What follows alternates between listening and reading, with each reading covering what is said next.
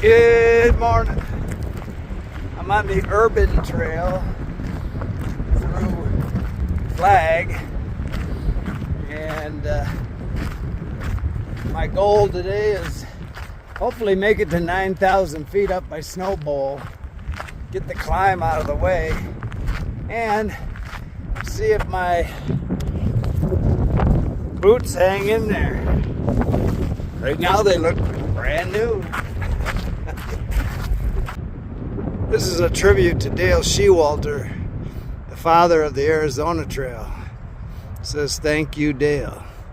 I second that. Thank you, Dale. So Flagstaff is a great trail town as far as amenities, resupply, place to clean up. But on a scale of 1 to 10 for friendliness, I'd give it about a 3. I mean, when I came into town, I did look like a pretty sorry individual with freezer bags tied to my boots, and I've been on the trail and it'd been hot, so I probably smell. I didn't smell me, but anyway, so I've fixed my boots, washed my clothes, got my pack all squared away. Now I look like a hiker, not like a homeless person, and I'm coming through this Buffalo Park. Lots of people out here Sunday morning. I bet out of 20 people I've said good morning to, walk right past saying nothing. So maybe I should, I just left my room. I looked in the mirror. Do I look that bad? Maybe there's a lot of crime here, I don't know, but I walked to a restaurant last night after dark and I felt plenty safe. I don't know what the problem is. So I've talked about using these containers before, these Ziploc containers, and what I usually get in comments were, they're not any good for cold soaking, which I agree. I wouldn't use them for cold, so I wouldn't put any liquid in this thing, put the lid on and put it in my pack, because it will leak. But that doesn't mean you can't cold soak with them, because I do all the time. Did I tell you I'm on a mountain bike trail? So any meals I have are in freezer bags, because often if I'm carrying a stove, I'll actually hydrate my meal in the freezer bag and then warm it up in the stove, and then I don't have a lot of mess in my cup. And so the same thing with these Ziplocs. You hydrate your meal in a freezer bag, seal it up, put it in here, put the lid on, and I've never had the freezer bags leak, but if they did, you'd still have this insurance that it's in here. And so when I got these Migo bottles, I thought, I probably won't need to carry these anymore, but I can't really give them up. So I use them. If you watched my video on using shop towels for pre-filtering your water, you notice that, I swish the water around with this thing. It's a great water gatherer, and if you're in a real shallow stream or just a rock puddle or something, it's a good scoop to get water. It really works well for that. Now, I like my stroop waffles, and I buy actually 2 different sizes. I get 8 in a pack, and I get larger ones and then smaller ones. The smaller ones, because this tapers down, fits right in here perfectly. The larger one goes on top, and that's how I carry my stroop waffles. So they nest together, and I carry 2 of them, and they will protect fragile foods, but they also work well as a water cup. So like right now, I've stopped. I've got 2 liters of water. I'm coming out of Flagstaff, and there's a lot of traffic.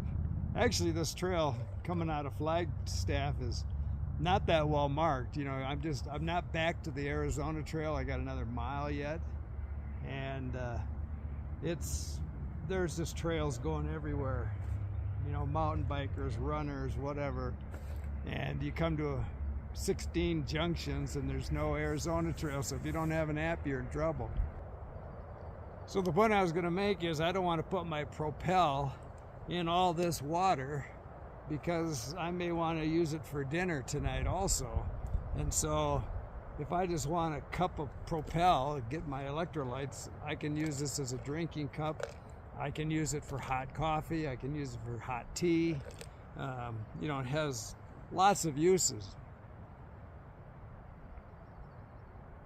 So even though I love my new Migo bottles, hanging on to my Ziploc containers. This is a hack that won't work for everybody, but a lot of tents it will. So when I bought this Enon tent, the tieouts were these rings here. And, you know, when I'm in rocky soil like I'm in here in Arizona, you know, it doesn't give you much option of where you're going to put your stake. And so I just added another ring with some elastic, which does a couple things. It makes the tent a little more flexible in the wind, but also it gives me a huge range of options of finding a place that my stake likes, and there's not a rock underneath it someplace. And I do the same thing with the ends. I just stretch it out. I can put it in a big arc if I have to. Pound it down, put a rock on it. Done. Another thing you want to do when you're setting up your tent, like in this area, there was a big fire in here. I'm north of Flagstaff up by the ski area. In fact, I just crossed a road down there where you can't camp south of that road because of all the deadfall probably. But anyway, when I found this spot tonight, it took me a while because there's a lot of dead stuff around. Those two guys can't get me. And this guy over here is leaning in the right way. Both these are leaning the other way, so I don't think they can get me either, but something you want to think about when you're setting your tent up. And it does happen. I can remember 40 years ago in a state park just outside of Traverse City, Michigan, where I'm from, in healthy trees. A gal was in her tent and came right down, crossed her tent and paralyzed her. So, and any of this stuff that's loose up here can drop, and those are some heavy branches. You know, all these look pretty healthy, but there's widowmakers around and you want to be sure you're not underneath one. Supposed to get down around freezing tonight, so put that in the bottom of my bag. Keep that filter from freezing. So in the bottom of my pack, I keep this little capped test tube with a few heavy-duty needles, heavy-duty thread. That green thing, just a little capsule that I keep my stove, fuel, canister, refill. It's really small, but it's got a bunch of little O-rings, extra O-rings, and so I just keep it in there to make sure I don't lose any parts. Anyway, that keeps needles from sticking into things in my pack, like maybe my sleeping pad. And I just throw that in my kitchen drawer.